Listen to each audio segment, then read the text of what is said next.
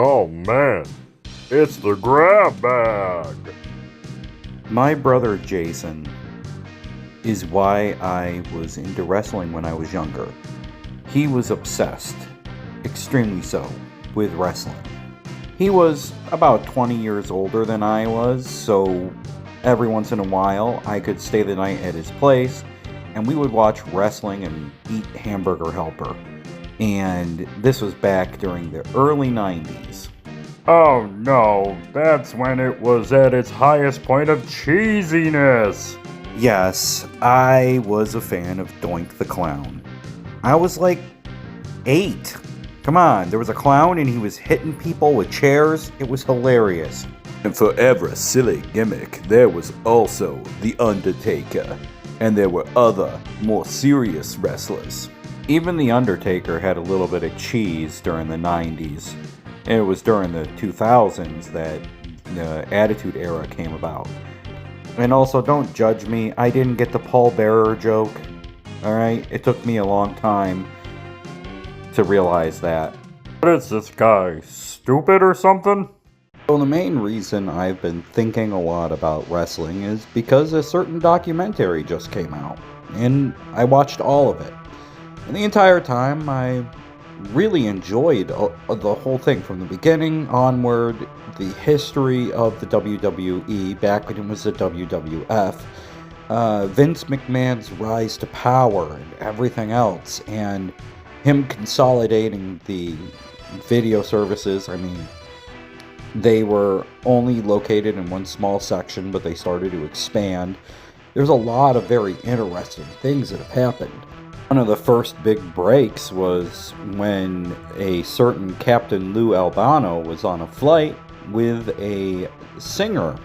He became friends with Cyndi Lauper from Girls Just Want to Have Fun fame, and they became fast friends. She eventually actually came into the WWF, and they did some shows with Roddy Piper being the bad guy. And of course, if you didn't know, Captain Lou Albano was Super Mario from the Super Mario Bros. Super Show. It was quite the interesting story to go through from the founding of the WWF all the way up to current day.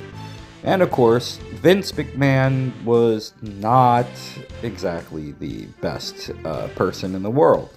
There's a lot of allegations out against him, but I'm a person who believes in waiting for all the evidence and trials, so I'm not going to have any opinion about it other than it's pretty crazy, some of the allegations.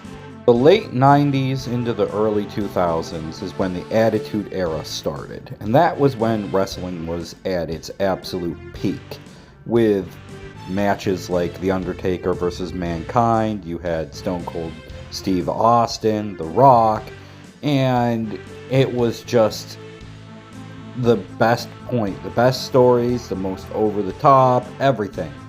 But, like all things, eras have to come to an end. My brother Jason loved wrestling so much that he also took part in wrestling.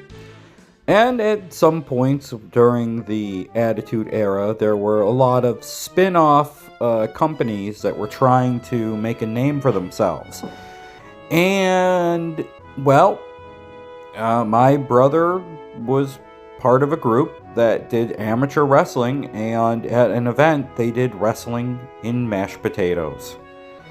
And it was one of the hardest things, but also kind of funny, but also just absolutely ridiculous. The wrestling in mashed potatoes was a bad idea, but it was kind of fun to watch. Just imagine for a second not being able to stand up because you have no traction, and imagine trying to get all those mashed potatoes off of your body after they've been caked on. Oh my god! The next era of wrestling was called the Ruthless Aggression Era. And this is when John Cena became the face of the company, and this is also the period of time that I bowed out. I just kind of grew out of watching wrestling, and I didn't go back to it until just recently. So when my brother's health was starting to decline, he wanted to go to this local wrestling event, and he was supposed to meet a guy with the tickets, and the guy never showed up.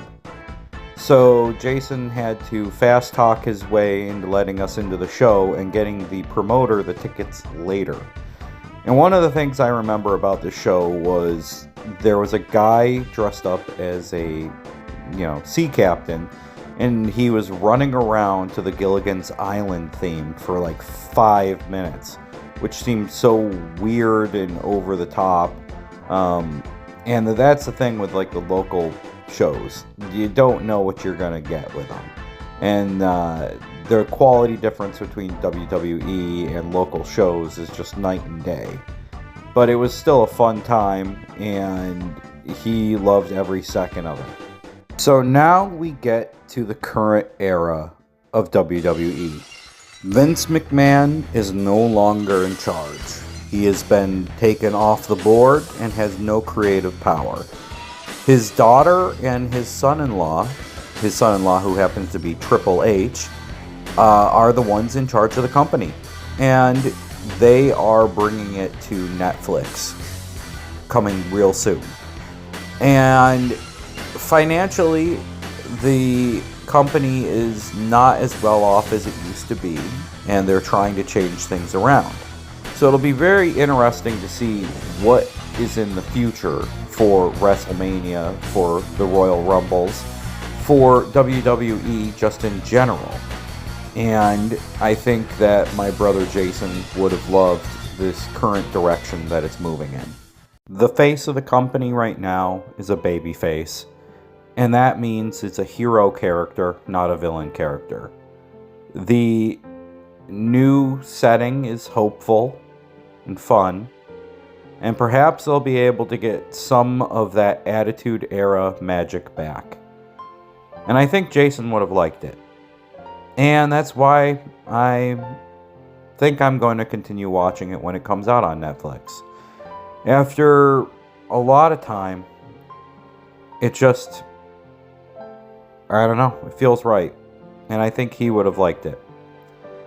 So I just wanted to tell him, I love you, Jay. I miss you. And I'll see you on the other side.